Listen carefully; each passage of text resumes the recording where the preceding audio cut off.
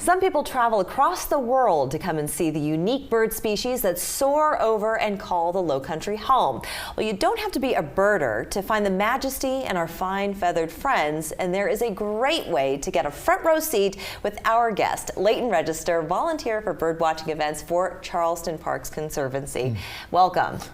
It's nice to be here. Thank you. Birding, it sounds like a lot of fun. You have to have some patience because you never know what's going to be flying around you. But we've got a ton of species that live right here in the Lowcountry. So among what do you commonly see? Well, I would say, well, it depends on the time of year. Because you've got a number of birds that migrate. But the resident birds that I would say that you see the most here in town would be the mourning doves, the blue jays, and the mockingbirds. And then when it comes to migration, right now there's the cedar waxwings are very much here in town, and the yellow rump warblers. So they'll soon leave and nest in the north, and then all the wonderful seabirds that we have too, like pelicans that we see all year long, Canada geese that never seem to leave. You know your birds. Yeah, I know a couple of them.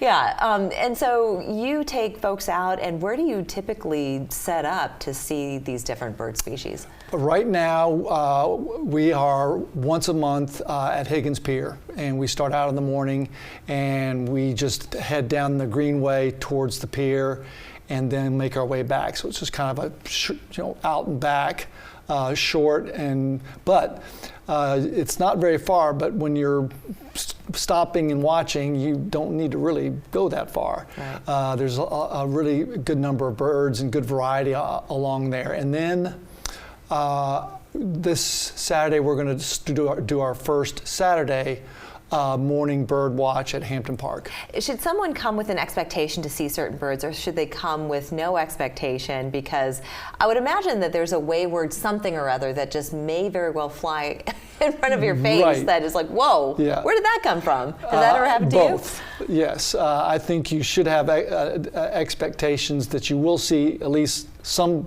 birds, but to see the that rare once-in-a-lifetime bird, I mean, I think you kind of have to lower your expectations maybe a little bit. But I try before each bird walk that I lead to kind of let people know what we should expect to see and make sure they're kind of familiar with their sounds and appearance. And this looks like the Bible of birds. I really like that book. Yes. So very popular. Cross-reference, see what you... But lots of great bird guide books available. And how important is our birds to our ecology here in the Lowcountry? Well, I would say quite important when there's been a number of studies, observations about the declining populations of birds. And so with birds acting as we know, the canaries of the coal mine, I think we should be definitely having cause for concern. Yeah, I would say so. I've noticed that myself.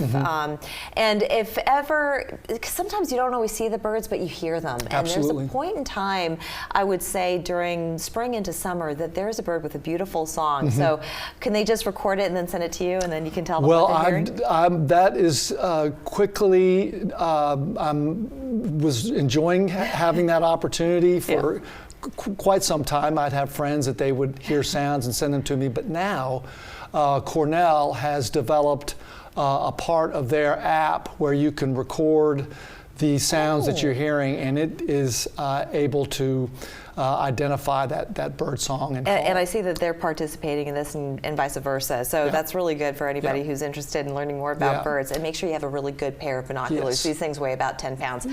Thank you so much for joining us. And we're going to put the information up on our screen as to how you can go bird watching. We're back after this.